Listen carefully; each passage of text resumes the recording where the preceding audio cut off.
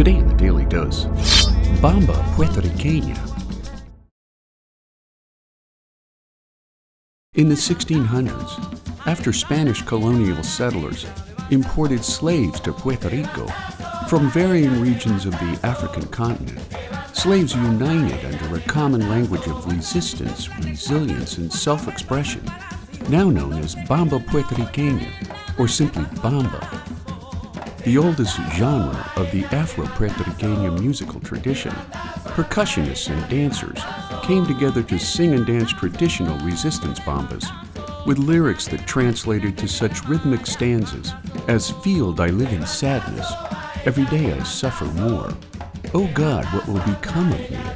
If I don't dance the bomba, I'm going to die." Considered a dialogue between drummers and dancers, when plantation owners recognized the music's protest and lament, bombas were quickly repressed, surviving thanks to early Maroon settlements, which were made up of freed or escaped slaves who lived side by side with indigenous people of the Caribbean. In the Bate, or sugar workers' town during colonial days, bombas took place in a dedicated dance area, where the drummers would score sounds for the steps of the dancer, who in turn challenged the drummers by performing a rhythmic dialogue of dance steps and motions, while a singer created lamenting lyrics that gave bomba its unique form of protest. During a bomba performance, audiences frequently shouted "speak" from the sidelines, offering vocal encouragement to stiff yet rhythmic male dancers in traditional white hats, while female dancers known as bailadores performed with more feminine flowing motions, generally dressed in a white skirt with a petticoat.